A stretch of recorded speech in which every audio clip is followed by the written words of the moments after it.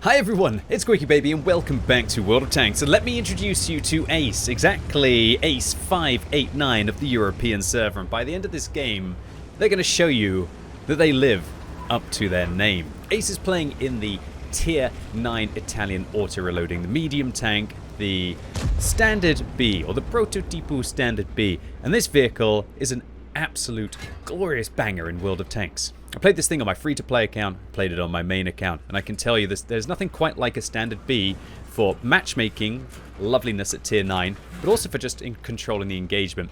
And can we take a moment to appreciate here just how glorious Ace's gun line is at the beginning of this game? Is this a Clan Wars game or not? Unfortunately, it doesn't look like... Well, Ace hit his shot, and it looks like also maybe the Leopard prototype hit their shot as well. What a moment that is in World of Tanks at the beginning of the game, where you have everybody just aligning up perfectly to be able to get their shots going. However, I will also like to clarify that I probably wouldn't want to be the tank at the front right in that kind of a situation. So, Ace is now going to try and go to town on the E50 on the enemy team, putting in a clean round into the lower plate. And what I love about the Standard B is that it's just this, it's almost as if it's a Leopard prototype, but it just doesn't have that kind of alpha damage impact. It's got 360 instead of 420, but to be able to load the shells one by one just feels absolutely incredible on this tank, but also to be able to unload them in relatively quick succession. The intra-clip reload on this vehicle is 3 seconds, meaning it's going to take you 6 to be able to get out all 3 rounds. And when you think that that's kind of like an AMBT at Tier 8 now, yeah, I guess that's from within that regard, it's a little bit underwhelming. But the Standard B has fantastic ammunition. 268mm on its APCR rounds with fabulous shell velocity of 1,450. And also its high explosive anti-tank rounds at 330mm of PEM. This is one of the last of the new tanks that went into the game that actually had decent penetration on its standard rounds. A lot of you may have noticed some of the new vehicles. Wargaming seems to balance out the premium penetration at more like 315 or even 310, which is very lackluster for when you really want to deal with some of the thickest plates. Now, one of the most important things to realize when you're playing, or to master when you're playing an auto-reloader, and especially one like the Standard B, is that it's about making sure that you're trying to work your DPM the best it can be. The shell disparity in the reloads goes from 11 seconds to 13 seconds to 15 seconds, which means that the deeper that you go into the magazine, and also, by the way, I appreciate it, Ace, that you say empty as opposed to just missing out the N and the TY and making it empty. We're both spelling it incorrectly. If anyone doesn't know what I'm talking about on YouTube, you'll have to check out some of my Twitch streams. I played with an absolute fabulous player, although it must be about half a year ago or a year ago, or maybe even a couple of years ago now, where the player just decided, we were in a very tense, I think it was a 2 versus 2 at the end of the game, and then a player just drove into an autoloader and said in capitals, he empty, missing out the silent P, which was absolutely beautiful. Unfortunately, while I understand their enthusiasm, it didn't kind of really help the situation where you've changed now a 2 versus 2 against an autoloader, which I couldn't manage to actually close the distance against. But at least he's empty, right? So I digress. I want to try and focus back on the Standard B and my DPM discussion. What you're going to see here from Ace is very good use of making sure that you don't fire more than you have to in a situation. Keeping at least a round or 2 in the tank to be able to deal with any aggressive threat from the enemy, but also not being afraid to be able to fire those shells out. I really don't think Ace quite expected the enemy to be so furious, but I like the fact that Ace wasn't thinking about shooting the UDES there, knowing that the T49 with the 90mm would be able to finish them off, but instead going after the STA-1 there. And now I like what Ace is doing. He's not firing on reload. If he was firing on reload, it would take him 4 seconds longer if he was firing as soon as he got the first shell back in, compared to if he's firing if he's also got 2 loaded. And so a 10-second reload here will go up to about a 15-second reload for Ace in this kind of a scenario. Just shy, including cruise skills. Woof, that was close as the Progetto 46 just whizzes past Ace's head. But he finishes off the E50 with a low roll. But again, that's what's wonderful about the auto-reloaders. you can use them to account for bad RNG. And if you're quick-witted and you can adapt to the situation, you can use that to your advantage. Ace waits just for long enough there to shut down the Turkish Marine destroyer on the enemy team, and still has all of those rounds loaded, so they're as dangerous as can be. And now we see the Emil unloading on the TNH. Ace comes around, puts one into the side of the vehicle, going to venture down the slope here to try and find the second one into the top of the Emil. And I think this was probably a little bit greedy and aggressive in this situation, but I also understand that Emil really wanted to finish off that Emil 2. And if Ace hadn't managed to finish off that Emil 2 in that situation, there would have been just probably too much pressure if he allows the Emil to reload. Unfortunately for Ace, his team is wilting around him. The T-49 destroyed, the Foch destroyed, but at least Ace is going to use their deaths to be able to get up onto the hill and see if he can be able to start his 1 versus 5 Kolobanovs. Now Ace is not going to have the time to be able to reload there, and that's one of the most painful things about playing an auto-reloader, that Ace effectively lost an entire shell and nearly a complete other shell as well. So he's only got 2 rounds in the vehicle here, so if the enemies pressure him, it's going to be a little bit tricky. Ace says GG in the chat. Ace, I'm not sure if you're confident right now and thinking that, hey, I've got this, or you're saying GG because you think that it's over. Ace puts 1 round into the Progetto, follows it up with a round from the WT Alpha Panzer IV, and woof, there's a little bit of the armor on the Prototype Standard B there, as he does manage to ricochet the WT Alpha Panzer IV, who is using the smaller caliber gun, which means he'll have the better rate of fire. Okay, so the Progetto wanting to come around the corner here. Ace unfortunately low-rolled on the WT, leaving them on a good amount of hit points. And Ace is now, misses the shell against the Progetto 46 in a situation where he's still against 2,800 hit points on the enemy team, but at least he's managed to change his 1 versus 5 into a 1 versus 4. And let's take a moment to appreciate just how Ace has already managed to switch this from like a 3,500 hit point deficit into not. He puts 2 rounds into the WT Alpha Panzer IV and then decides to not fire because he realizes if he fires the WT Alpha Panzer IV, the Progetto is going to be able to come up the slope.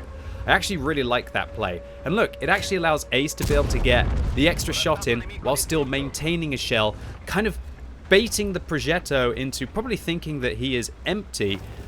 Can't say that word without laughing right now. But actually, it means that, disastrous low roll there means that Ace now has to fire the second round into the Kono-no-Nyak Panzer. Is he going to try and ram kill the Progetto, or is he going to have to be able to fall back around the corner? He actually decides to fall back around the corner, gets behind the rock, and manages to reset.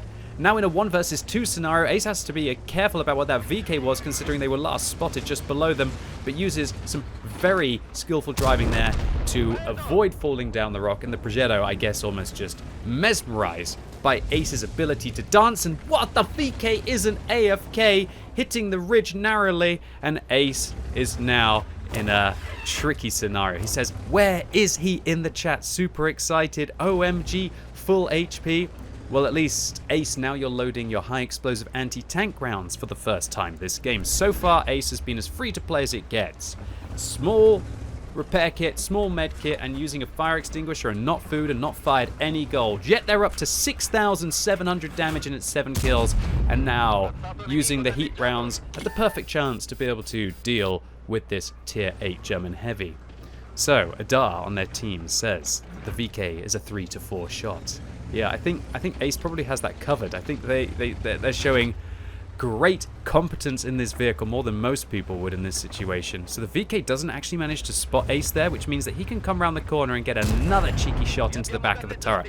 And that's what I love about auto-reloaders. You can take those cheeky opportunities, and if you miss, it's not the end of the world. You don't have to reload an entire magazine. And if you hit, well, you've just applied the pressure and put it on your opponents. So the VK still doesn't seem to know where Ace is. But Ace is actually a one-shot right now for the VK, because that VK has the highest alpha damage of any of the tier 8 heavies. I guess until the Caliban came into the game. I need to remember that one. For 490 alpha damage, Ace is going to have to get incredibly lucky if he is going to be hit by the VK and remain surviving. Ace might actually want to repair the fuel tank in this situation, but he does have a fire extinguisher, but maybe the low roll would happen. And we could show Ace is also uncomfortable in this scenario, saying, how much alpha damage does he have?